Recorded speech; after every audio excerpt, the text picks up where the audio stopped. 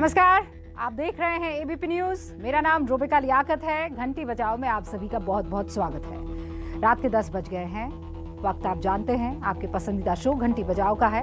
इस शो में हम बात करते हैं जनता से जुड़े उन मुद्दों की, और आज सबसे बड़ा सवाल यही है कि क्या देश पर एक बड़े बिजली संकट की तरफ खतरा हमारी तरफ आता हुआ दिख रहा है। इसकी एक वजह यह है कि प्रचंड गर्मी की वजह से दिनों दिन बिजली की मांग में नया रिकॉर्ड बन रहा है और मांग के मुताबिक बिजली उत्पादन हो नहीं पा रहा है। नतीजा यह है कि देश के 16 राज्यों में घंटों बिजली की कटौती हो रही है। और अफसोस यह है कि इस बिजली कटौती को भी उमर अब्दुल्ला और अखिलेश यादव जैसे नेता मजहबी रंग देने में लगे हुए हैं। लेकिन हम यहाँ उनकी बात नहीं करेंगे। हम आपको जमीनी हालात से रूबरू करवाएंगे, लोग क्या कह रहे हैं वो सुनाएंगे। हमारी ये रिपोर्ट देखिए और बिजली संकट के लिए जिम्मेदार लोगों के खिलाफ 8422 840000 पर घंटी बजाइए।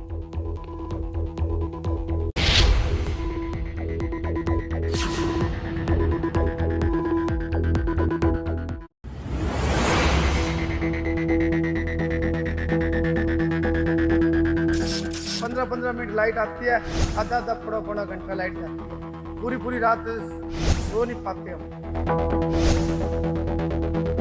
हमारा ठंडे का काम है और सारा अंदर मैन्युफैक्चरिंग का काम है, जिसके लिए लाइट हमेशा हमें चाहिए होती है। कमाई तो दूर की बात है, रोज नुकसान का सौदा हो रहा है। सर कभी भी आ जाती है, 2 घंटे आ जाती है, 2 घंटे चली जाती है। बहुत परेशान है सर, क्या करे। नुकसान तो हो ही जाता सर, किराया नहीं निकलता एक दिन में। आती है उसके बाद कब जाती है पता ही नहीं चलता है, कब आई कब गई। मैक्सिमम टाइम तो गई रहती है, अभी भी देखिए नहीं है। बहुत ज़्यादा परेशानी सर। हम व्यापारी वर्ग को तो दिन भर कठिन परिश्रम करते हैं, रात में आराम से सो भी नहीं पाते बिजली की वजह से। सुबह में आते हैं तो थोड़ा ठंडापन रहता है तो दुकानदारी करते हैं, उसका लाइट नहीं रहता है तो बढ़ा के चला जाते हैं। हम लोग का तो रेंट पे दुकान है, किराया भी देना मुश्किल है लगता है। बहुत परेशानी हो रही है, देख रहे हैं अभी पसीना चल रहा है, रात में सोए नहीं ठीक से। लाइट बहुत खराब आ रही है। रात में 2 घंटे आती है, दिन में भी 2-3 घंटे आती है। दिन भर सब्जी दुकान रहता है, धूप में रहते हैं, रात को सोचते हैं चैन से सोएंगे, वो भी नहीं सक रहे हैं। हमारा गेहूं पीसने का चक्की है घरेलू, लाइट का अप डाउन होने से बहुत ही नुकसान होता है। आधे 1 घंटे के लिए बत्ती चली जाती, फिर आती, फिर चली जाती, ये बहुत बुरी चीज़ है। टाइम बे टाइम बिजली काट देते हैं ये लोग, ना आदमी पानी भर पा रहा है, ना कोई काम कर पा रहा है। बैठे उधर नहाने धोने के लिए ड्यूटी भी जाना है, 10 बजने टाइम आ गया, बताइए क्या कंडीशन है। तो चिंता का विषय ये है कि अभी तो गर्मियों की शुरुआत हुई है, अभी तो हम अप्रैल के महीने में बैठे हैं और अभी तो मई जून अभी आना बाकी है। अगर अभी से ये हाल होगा तो आने वाले समय में क्या होगा।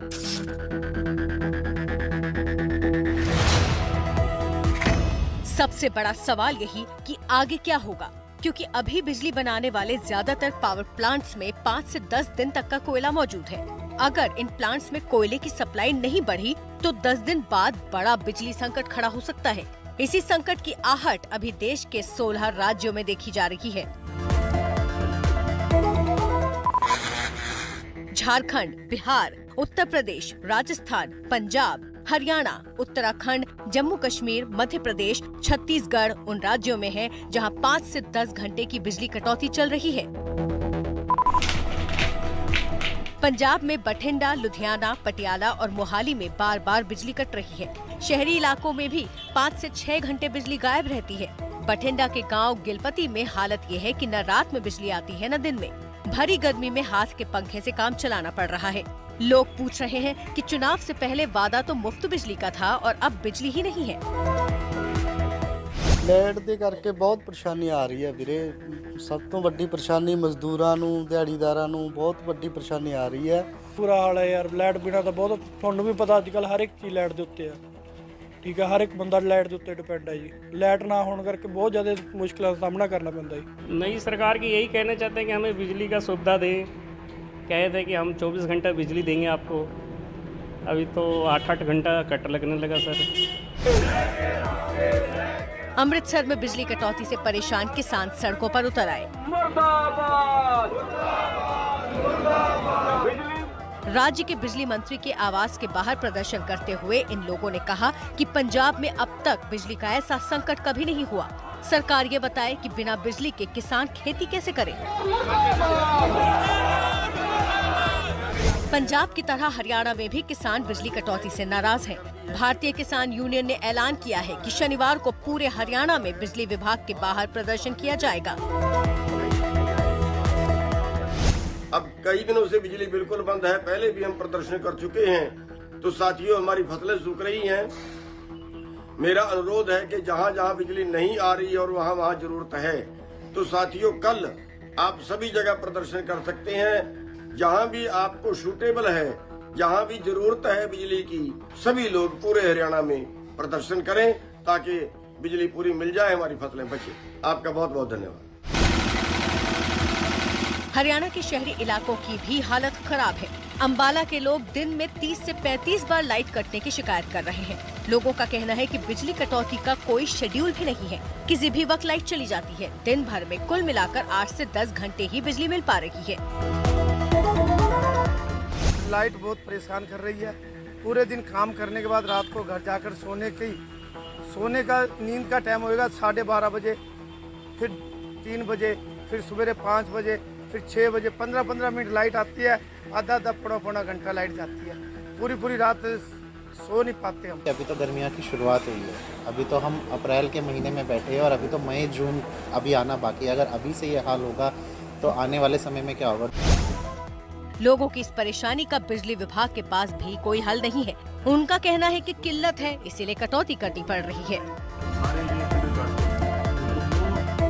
अभी हमारी जो डिमांड और परचेज को बैलेंस करने के लिए, फ्रीक्वेंसी को मेंटेन करने के लिए, ये हमें फ्रीक्वेंटली जो कट लग रही है, इसी की वजह से लग रहा है कि ताकि ग्रिड को मेंटेन करे और वो एकदम से कोलैप्स ना हो जाए। तो उसको बैलेंस करने के लिए ये कट लगाने पड़ते हैं। अब ये जैसे डिमांड और जो रिसीविंग पावर वो बराबर हो जाएगी, फिर ये कट नहीं लगेंगे। ये राजस्थान के जोधपुर का हाल है। बच्चों के एग्जाम्स चल रहे हैं, लेकिन जैसे ही वो पढ़ने बैठते हैं वैसे ही लाइट चली जाती है। ऐसे में रात के वक्त उन्हें या तो इमरजेंसी लाइट या मोबाइल की टॉर्च में काम चलाना पड़ता है। यहाँ बार बार होने वाली बिजली कटौती से बच्चे भी परेशान हैं और उनके माता पिता भी। हम पढ़ने बैठे तब लाइट चली जाती है, पता नहीं लाइट वापस कब आएगी। हमें फोन की टॉर्च जलाकर पढ़ाई करनी पड़े। रात को लाइट कटती है 8 बजे, वापस पता नहीं कितने बजे आती है। दिन को भी लाइट 2-2 घंटे कटती रहती है। लाइट का तो कोई भरोसा ही नहीं है। जैसे कि काम के टाइम होता, पढ़ाई करने बैठते हैं 7-8 बजे, उस टाइम लाइट चली जाती है और रात को 10-11 बजे आते हैं। तब तक तो हम थक जाते हैं, पढ़ाई भी नहीं कर पाते अच्छे से। पहले स्कूल की टाइम रहती थी बच्चों की, सुबह 7 बजे से 12 बजे तक जाते हैं। उसके बाद में वो वापस घर आते हैं तो 1 बजे, 2 बजे, 3 बजे कोई टाइम लाइट कट जाती, फिक्स टाइम है नहीं। और हर जगह लाइट करती है, जिस टाइम 2 घंटे बाद में वापस लाइट नहीं आती है। शाम को 8 बजे बैठते हैं, भाई अभी ठंडा मौसम में पढ़ेंगे तो पढ़ने बैठते हैं, उस टाइम लाइट कट जाती है। रात को 10-11 बजे वापस लाइट आती है। जब तक बैठे बैठे बच्चे थक जाते हैं, सो जाते हैं, तो उसकी पढ़ाई पूरी हो नहीं सकती है। वहीं ग्रामीण इलाकों में किसान परेशान हैं। खेतों में प्याज की फसल तैयार होने की कगार पर है। भीषण गर्मी में इस फसल को बचाने के लिए पानी जरूरी है, लेकिन बिजली न होने के कारण खेतों तक पानी पहुंचाना मुश्किल हो गया है। पानी हाथ नहीं आ रहा, फसल खराब होगी। गर्मी में पानी ऊंडा की पानी नहीं है मकान में। बिजली कितने समय तक 8 घंटा आवे सा, उसमें काम हो जाता है आपको पूरा हो जाएगी। सादे का फसल खराब होगी। 2 बीघे बहुत रुख होने कम 50,000 को लागू 10,000 नहीं तभी काटनी पड़ी हालत है। बिजली की कमी के कारण राजस्थान में जयपुर, जोधपुर और अजमेर में बिजली कटौती का आदेश दे दिया गया है। कोटा, भरतपुर, बीकानेर और उदयपुर में भी सुबह 8 से 9 बिजली कटौती की जा रही है। ग्रामीण इलाकों में सुबह 6 से सुबह 9 बजे तक बिजली कटौती का आदेश है। औद्योगिक इलाकों में शाम 6 से रात 10 बजे तक बिजली काटी जाएगी। राजस्थान में बिजली संकट न सिर्फ हमारे प्रदेश में है, बल्कि पूरे देश भर में बिजली की जो परिस्थितियां और बिजली का जो संकट है वो काफ़ी गंभीर है। और जो गर्मियों का मौसम मार्च में जो शुरू हुआ है, बहुत तेज़ गर्मी इस बार समय से पहले शुरू हुई है और बिजली की डिमांड जो है वो एकदम से पूरे देश में और हमारे प्रदेश में बढ़ी है। सवाल यह है कि क्या सरकार को पहले से इस बिजली संकट का कोई अंदाजा नहीं था? आखिर क्यों इसके लिए पहले से कोई तैयारी नहीं की गई? राज्य के मुख्यमंत्री अशोक गहलोत अब इसके लिए केंद्र को जिम्मेदार ठहरा रहे हैं। उन्होंने ट्विटर पर लिखा, राजस्थान में प्रदेश भाजपा बिजली घरों पर प्रदर्शन कर इस संकट में चुनौतीपूर्ण कार्य कर रहे बिजली कर्मचारियों को परेशान कर उन पर दबाव बनाने का कार्य कर रही है। मैं उनसे पूछना चाहूंगा कि राज्यों को कोयला उपलब्ध करवाने का काम केंद्र सरकार का है। क्या प्रदेश भाजपा का दिशाहीन नेतृत्व केंद्र सरकार से इस बारे में सवाल पूछेगा कि वो मांग के अनुसार कोयला उपलब्ध करवाने में सक्षम क्यों नहीं है, जिसके कारण 16 राज्यों में बिजली कटौती की नौबत आई है। गहलोत की तरह ही पूरी कांग्रेस देश में बिजली संकट का ठीकरा केंद्र सरकार पर फोड़ने में लगी है। देश में 72,074 मेगावाट कैपेसिटी के जो पावर प्लांट्स है वो आज बंद है। क्यों? देश में 173 पावर प्लांट में से 106 पावर प्लांट के पास जितना कोयले का स्टॉक होना चाहिए उसका 25% से भी कम है। देश में जो कोयले की मांग जो प्रतिदिन 22 लाख टन है, सप्लाई मात्र 16 लाख टन हो रही है। क्यों हो रही है? ऐसी प्रॉब्लम नहीं है कि कोयला नहीं है, पर कोयले की माइन से लेके पावर स्टेशन तक भारत सरकार उस कोयले को नहीं पहुंचा पा रही। भारत में कुल बिजली उत्पादन का करीब 70% कोयले के जरिए होता है। 27 अप्रैल तक घरेलू कोयले पर निर्भर 86 प्लांट कोयले की किल्लत का सामना कर रहे हैं। आयातित कोयले पर चलने वाले 15 में से 12 प्लांट्स में कोयले की कमी है। फिलहाल देश के 165 प्लांट्स में अनिवार्य स्टॉक का 33% कोयला बचा है, जो 10 दिनों की जरूरत पूरी कर सकता है। और कोयले की इस कमी के कारण तमाम राज्यों में बिजली संकट बढ़ता जा रहा है। 28 अप्रैल को बिजली की सबसे ज्यादा कमी बिहार में दर्ज की गई। यूपी में 1332 मेगावाट, हरियाणा में 1013 मेगावाट, राजस्थान में 767 मेगावाट, पंजाब में 700 मेगावाट, केरल में 350 मेगावाट और झारखंड में 175 मेगावाट बिजली की कमी रही। ये तस्वीरें रांची की हैं, जहां बिजली कटौती से परेशान लोग कुछ इस तरह प्रदर्शन कर रहे हैं। हाथ में डिबरी लेकर निकले ये लोग बिजली की किल्लत के लिए राज्य सरकार को जिम्मेदार मान रहे हैं। आज हम लोगों ने ढिबरी के साथ प्रदर्शन किया है, क्योंकि जब झारखंड अलग हुआ था उससे पूर्व जो लगभग 2000 से पूर्व में जो स्थिति थी रांची की, वह उस समय राजधानी नहीं थी, बिहार से एकीकृत बिहार का हिस्सा था।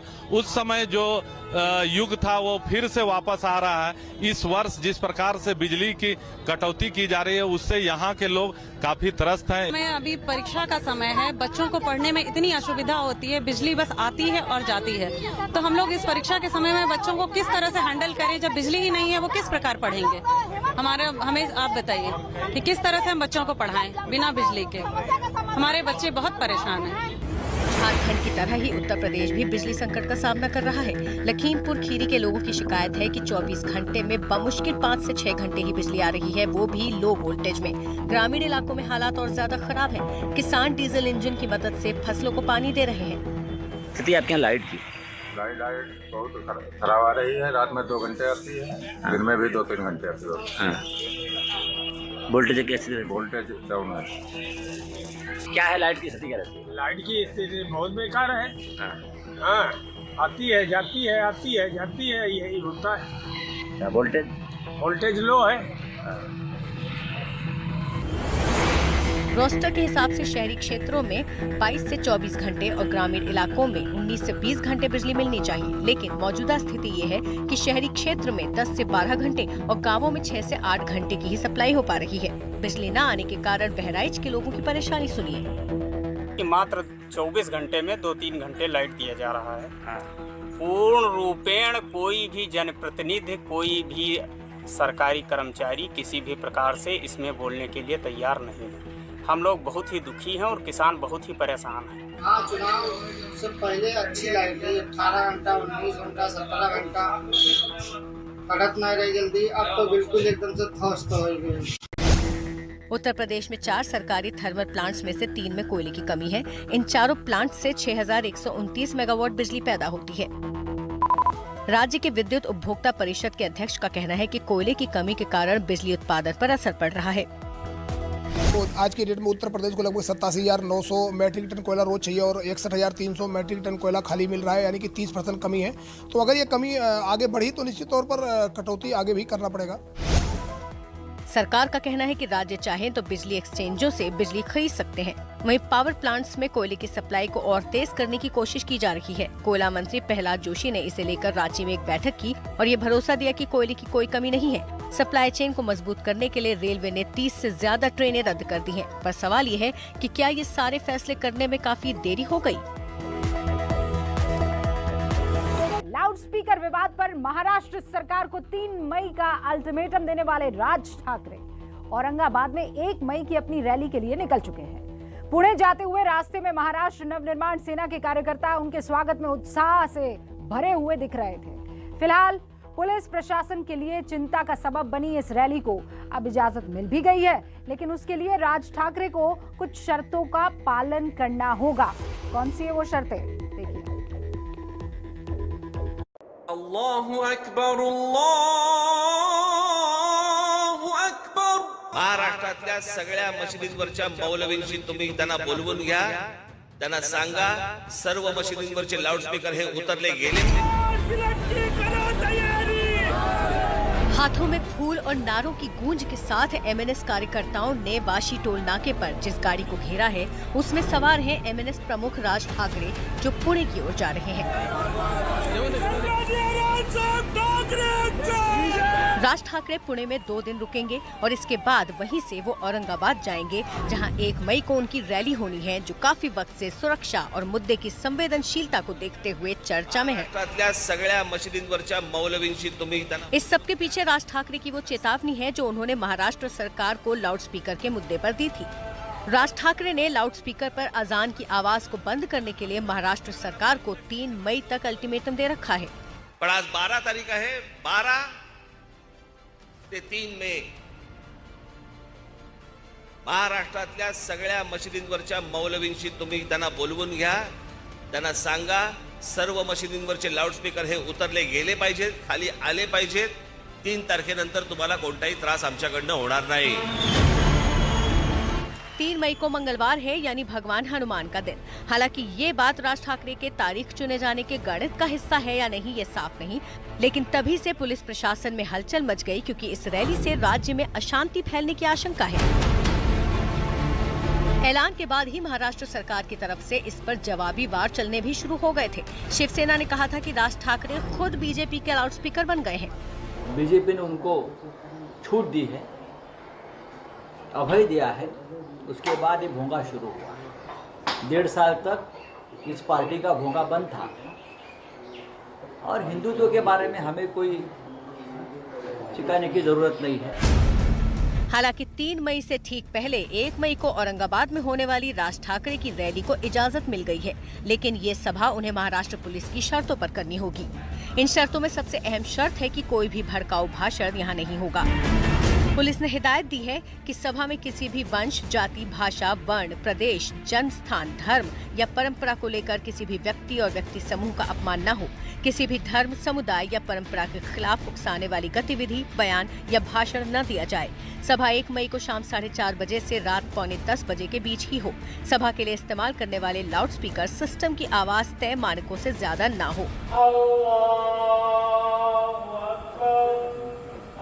एक तरफ लाउडस्पीकर पर अजान की आवाज बंद करने को लेकर राज ठाकरे और उनकी पार्टी ने महाराष्ट्र सरकार के खिलाफ मोर्चा खोल रखा है, तो दूसरी तरफ ठाकरे ने यूपी में योगी आदित्यनाथ की लाउडस्पीकर को चलाई गई मुहिम की तारीफ करके भी महाराष्ट्र सरकार पर निशाना साधा। मैं धार्मिक स्थलों, खास तौर पर मस्जिदों से लाउडस्पीकर हटाने के लिए योगी सरकार को बधाई देता हूं और उनका आभारी हूं। अफसोस की बात है कि महाराष्ट्र में कोई योगी नहीं बल्कि हमारे पास भोगी है। उम्मीद और प्रार्थना करता हूं कि महाराष्ट्र सरकार को सद्बुद्धि आएगी। खबरें तो ये भी हैं कि राज ठाकरे जल्द अयोध्या जा सकते हैं और उत्तर प्रदेश के सीएम योगी आदित्यनाथ से भी मुलाकात कर सकते हैं। मुंबई में इसी साल बीएमसी के चुनाव होने जा रहे हैं। सियासी पंडितों का मानना है कि मराठी के मुद्दे ने राज ठाकरे को कोई राजनीतिक फायदा नहीं पहुंचाया है और राज ठाकरे ने अब इसके लिए एक नया मुद्दा अपनाया है, हिंदुत्व का। खुद को हिंदुत्ववादी नेता साबित करने की इस कोशिश में राज ठाकरे अब बीजेपी के करीब जाते नजर आ रहे हैं। और अब राज ठाकरे 1 मई की रैली के लिए रवाना हो चुके हैं। इन तस्वीरों में उनका कारवा वाशी के टोल नाके से गुजरता दिख रहा है। पुणे पहुंचने के बाद वो 1 मई को औरंगाबाद में रैली के लिए पहुंचेंगे। पुणे में आज MNS विश्व हिंदू परिषद और बजरंग दल के नेताओं के बीच एक बैठक हुई। इस बैठक में तय हुआ कि 3 मई को ये तमाम लोग पुणे के अलग अलग हिंदू देवी देवताओं के मंदिरों में लाउडस्पीकर पर आरती करेंगे।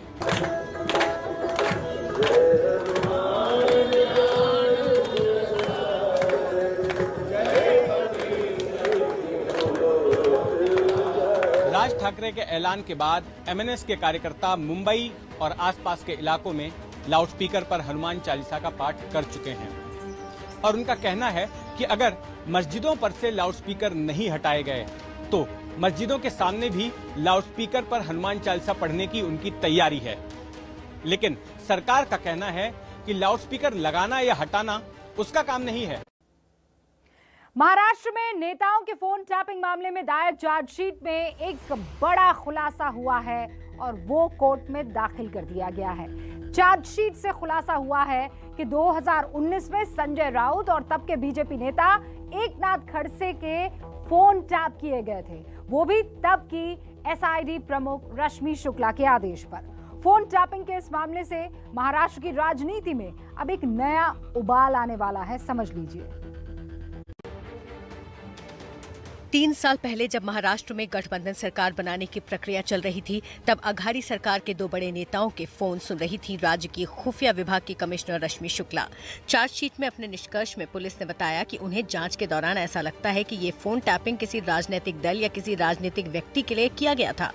जिन नेताओं के फोन टैप किए जा रहे थे उनके नाम है शिवसेना प्रवक्ता संजय राउत और NCP के नेता एकनाथ खड़से। 2019 के इस फोन टैपिंग कांड का खुलासा कोर्ट में दायर चार्जशीट के बाद हुआ है। सूत्रों के मुताबिक जांच अधिकारी ने कोर्ट में माना है कि संजय राउत और उस समय के बीजेपी नेता एकनाथ खड़से का फोन टैप किया गया था। ये सब IPS रश्मि शुक्ला के आदेश पर किया गया। संजय राउत का फोन S रहाटे और एकनाथ खड़से का फोन खड़ासने के नाम से टैप किया जा रहा था। IPS रश्मि शुक्ला उस वक्त राज्य खुफिया विभाग यानी SID की प्रमुख थी। चार्जशीट के मुताबिक संजय राउत का फोन कुल 14 दिनों के लिए 7 नवंबर से 14 नवंबर 2019 और 18 नवंबर से 24 नवंबर 2019 तक रिकॉर्ड किया गया था। वहीं एकनाथ खड़से के 2 फोन नंबर 60 दिनों के लिए सर्विलेंस पर रखे गए, 21 अगस्त से लेकर 17 अक्टूबर 2019 तक। SID के एक अधिकारी ने अपने बयान में बताया कि जब उसने पाया कि S रहाटे के नाम से शिवसेना नेता संजय राउत और खड़ासने के नाम से एकनाथ खड़से का फोन टैप किया जा रहा है और जब उसने ये उस समय की SID चीफ रश्मि शुक्ला से कहा तो शुक्ला ने उससे कहा कि मैं कमिश्नर हूँ, मैं बोलती हूँ तो नंबर सर्विलेंस पर लगा दो, 419 के पावर से लगा दो।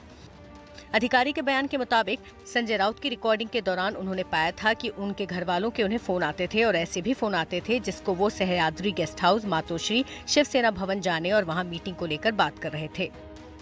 चार्जशीट में बताया गया है कि कई बार उस वक्त SID की प्रमुख रश्मि शुक्ला भी रिकॉर्डिंग सुनने के लिए आया करती थी।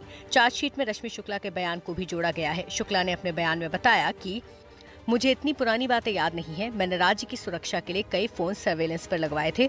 मैंने किसी भी राजनीतिक दल या व्यक्ति विशेष के लिए फोन टैपिंग नहीं की, बल्कि सुरक्षा को मद्देनजर रखते हुए नियमों के मुताबिक ही जो करना था वो किया। संजय राउत ने फोन टैपिंग मामले पर बोला कि उन्हें इस बात का अंदाजा था कि उनका फोन टैप हो रहा है। संजय राउत ने कहा, मुझे किसी ने बताया था कि मेरा फोन टैपिंग पर रखा गया है, इसके बावजूद मैंने कभी अपना फोन नंबर नहीं बदला। मैंने कभी गलत काम नहीं किया तो डर कैसा। मुझे सतर्क करने के बावजूद भी मैं उसी नंबर पर बात करता रहा।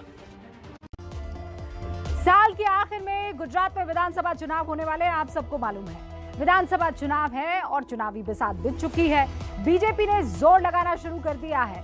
बीजेपी अध्यक्ष JP नड्डा गुजरात दौरे पर पहुंच गए हैं। अहमदाबाद के साबरमती आश्रम में महात्मा गांधी को श्रद्धांजलि दी, लेकिन इससे पहले एक जनसभा में उन्होंने गुजरात का जिक्र किया और विपक्षी दलों को चुनौती देते हुए कहा कि जो पार्टी बीजेपी के साथ मुकाबला करना चाहती है उसे आने वाले समय में और कड़ी मेहनत करनी पड़ेगी। अहमदाबाद के साबरमती आश्रम में पहुंचकर बीजेपी अध्यक्ष JP नड्डा ने चरखा चलाकर महात्मा गांधी को श्रद्धांजलि दी। नड्डा ने विजिटर्स बुक में भी अपने विचार लिखे। इससे पहले जब नड्डा अहमदाबाद एयरपोर्ट पर पहुंचे थे तो उनका भव्य स्वागत हुआ। गुजरात CM भूपेंद्र पटेल, गुजरात के भाजपा अध्यक्ष CR पाटिल ने नड्डा का स्वागत किया। बड़ी संख्या में कार्यकर्ता भी उपस्थित रहे। उन्होंने एयरपोर्ट पर सरदार पटेल की मूर्ति पर फूल भी चढ़ाए। पहुंचने से पहले ही नड्डा ने जनसभा में बीजेपी का चुनावी बिगुल फूंक दिया। कार्यकर्ताओं को संबोधित करते हुए बोले, ये स्वागत सिर्फ मेरा नहीं है, ये स्वागत है भारतीय जनता पार्टी की विचारधारा का, क्योंकि जिनको भी हमारी पार्टी में काम करने का सौभाग्य मिला है वह विचारधारा की दृष्टि से स्पष्ट हो जाए कि भारतीय जनता पार्टी का पर्यायवाची नहीं है, यही पार्टी है जिसके माध्यम से हमको रास्ता लेते हुए आगे बढ़ना है। और इसलिए हम लोगों को आने का सौभाग्य मिला, यह हमारा सौभाग्य है। जेपी नड्डा ने कहा कि प्रधानमंत्री नरेंद्र मोदी के नेतृत्व में बीजेपी की विचारधारा को न केवल भारत में बल्कि देश दुनिया में भी पहचान मिल रही है। नड्डा ने सरदार पटेल से शुरू करके पीएम मोदी तक के योगदान का जिक्र कर दिया। प्रधानमंत्री मोदी जी ने राष्ट्रवाद और विकासवाद के माध्यम से टक्कर दी है तो परिवारवाद को, टक्कर दी है तो क्षेत्रवाद को, टक्कर दी है तो जातिवाद को, टक्कर दी है तो संप्रदायवाद को, और आगे बढ़ाया है तो राष्ट्रवाद। जेपी नड्डा ने ये भी कहा कि उन्हें विश्वास है कि बीजेपी विकासवाद की एम्बेसडर बनकर गुजरात में जीत दर्ज करेगी। सबका साथ, सबका विकास और सबके प्रयास के संकल्प के साथ ही बीजेपी आगे बढ़ रही है। इसके साथ ही उन्होंने बुलडोजर की राजनीति को लेकर कहा कि जब तक कानून के दायरे में कोई कार्रवाई हो तब तक ठीक है। हमारे प्रधानमंत्री मोदी जी ने राजनीति की रीति, नीति, कल्चर, संस्कृति बदल डाली है। इससे पहले राजनीतिक दल आते थे, सत्ता उपयोग करते हुए अपना उत्थान करते थे। प्रधानमंत्री मोदी जी ने सत्ता को साधन माना, माध्यम माना, लोगों की तस्वीर और तकदीर बदलने के लिए। इस बात को हमको याद रखना चाहिए। जेपी नड्डा ने कांग्रेस पर भी निशाना साधा। ये रिपोर्ट कार्ड की संस्कृति किसने दी? कभी इससे पहले कोई राजनीतिक दल रिपोर्ट कार्ड लेके आया है? आपको याद होगा, लोग मैनिफेस्टो लेके आते थे, लुभावने नारे देते थे, 5 साल में लोगों को भुला देते थे, नया मैनिफेस्टो लेके आते थे और फिर राजनीति करते थे। पहले देश में क्षेत्रीय पार्टियां आई और धीरे धीरे क्षेत्रीय पार्टियां परिवार की पार्टियों में परिवर्तित हो गई। और इंडियन नेशनल कांग्रेस के बारे में भी मैं बोल दूं, न तो ये इंडियन रह गई है, न ये नेशनल रह गई है, और न ही ये पार्टी रह गई है, ये भाई बहन की पार्टी हो गई है। ये भी हमको याद रखना है। कार्यक्रम के बाद नड्डा ने राज्य के मुख्यमंत्री भूपेंद्र पटेल के साथ साबरमती आश्रम का दौरा किया।